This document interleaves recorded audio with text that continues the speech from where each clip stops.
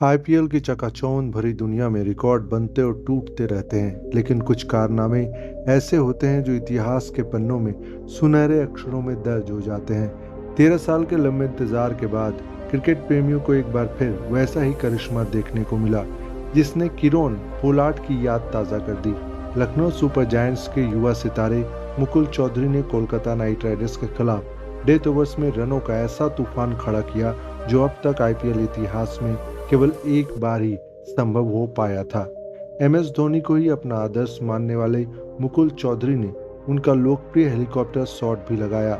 Match के बाद अपने छक्के लगाने की क्षमता पर मुकुल चौधरी ने कहा, मेरा शरीर थोड़ा ताकतवर है और मुझ में नेचुरली आ गया है। मैं हर दिन 100 से 150 छक्के मारने का अभ्यास करता हूँ, इसीलिए अगर आप ऐसा करते रहें तो बैट की गति बढ़ती है। मैं पिछले 5-6 महीनों से बहुत अभ्यास कर रहा हूँ, इसीलिए अब मेरे गेम में आ गया है। हेलीकॉप्टर शॉट पर मुकुल ने कहा, मैंने बचपन से ही उस शॉट का अभ्यास किया है, मुझे हमेशा वो पसंद था और जिस तरह से धोनी पारी खत्म करते थे वह यॉर्कर पर भी छक्का मारते थे। अगर आप उस तरह की गेंद पर भी छक्का मारते हैं तो गेंदबाज कुछ अलग करने के बारे में सोचता है। चौधरी की पारी से एलएसजी के कोच जस्टिन लैंगर काफी खुश नजर आए। लैंगर ने कहा, उन्हें विश्वास है कि चौधरी और भी ऊंचाइयों तक पहुंच सकते हैं। वह बहुत युवा है और उनकी आंखों में वह चमक है, वह भूखा है। जब आप पहली बार आते हैं तो आप बहुत मेहनत करते हैं और उसकी जिंदगी और उनके करियर का एक बहुत बड़ा पल साबित होगा।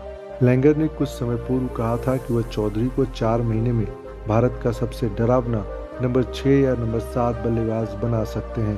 अनकैप्ड मुकुल को उनके घरेलू क्रिकेट में प्रदर्शन के आधार पर एलएसजी ने आईपीएल 2026 के लिए हुई मिनी नीलामी में 2.6 करोड़ रुपए में खरीदा था।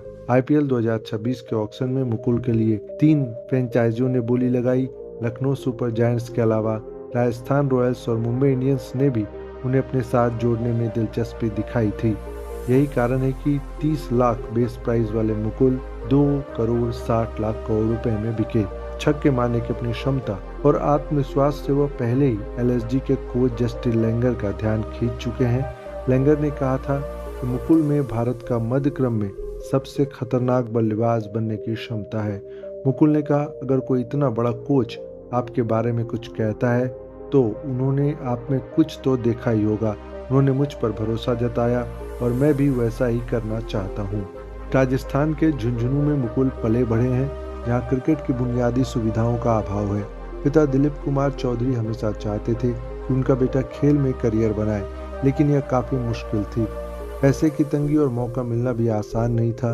वो विकल्प तलाशते रहे। मुकुल को सीकर के क्रिकेट अकादमी में भेजा गया। तब वो एक मीडियम फास्ट बॉलर थे। बैटिंग पर उनका ध्यान नहीं था।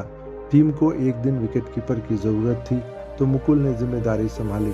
तब किसी को नहीं लगा था कि मुकुल का करियर ही बदल जाएगा। उन्होंने बल्लेबाजी पर ध्यान देना शुरू कर दिया। केकेआर के खिलाफ लक्ष्य का पीछा करते हुए अंतिम ओवरों में 50 से अधिक रन बनाना किसी पहाड़ तोड़ने से कम नहीं है। साल 2013 में मुंबई इंडियंस के दिग्गज किरण पोलार्ड ने सनराइजर्स हैदराबाद के खिलाफ महज 17 गेंदों पर 57 रन कूटकर एक असंभव दिखने वाली जीत दिलाई थी। तब से लेकर अब तक कई दिग्गज फिनिशर आए और गए, लेकिन डेथ ओवर्स में 50+ रन बनाकर मैच जिताने का रिकॉर्ड अछूता ही रह गया था। मुकुल चौधरी ने ईडन गार्डन्स के मैदान पर केकेआर के खिलाफ जिस अंदाज में बल्लेबाजी की, उसने पोलार्ड के उस 13 साल पुराने रिकॉर्ड की बराबरी कर ली है। मुकुल ने दबाव की परवाह किए बिना डेथ ओवर्स में 21 गेंदों पर 52 रन ठोक दिए और अपनी टीम को अंतिम गेंद पर जीत की दहलीज के पार ले गए। यह महज एक अर्धशतक नहीं था, बल्कि शांत दिमाग और अविश्वसनीय पावर हिटिंग का वो नमूना था जिसने मुकुल को रातों रात आईपीएल का नया फिनिशर बना दिया है। अंत के ओवरों में एलएसजी के 21 वर्षीय बल्लेबाज मुकुल चौधरी ने बेहतरीन बल्लेबाजी करते हुए सिर्फ 27 गेंदों में 54 रनों की नाबाद पारी खेलकर लखनऊ सुपर जायंट्स को यादगार जीत दिलाई। मुकुल ने अपनी इस पारी में 2 चौके और 7 छक्के लगाए। आखिरी ओवर में जीत के लिए एलएसजी को 14 रनों की जरूरत थी। वैभव अरोड़ा के इस ओवर में मुकुल ने 2 छक्के लगाते हुए केकेआर की जीत की उम्मीदों पर पानी फेर दिया। गेंदबाजी में केकेआर की ओर से वैभव अरोड़ा, अनुकूल रॉय ने 2-2 विकेट चटकाए, वहीं नरेन और कैमरून ग्रीन ने एक-एक विकेट निकाला।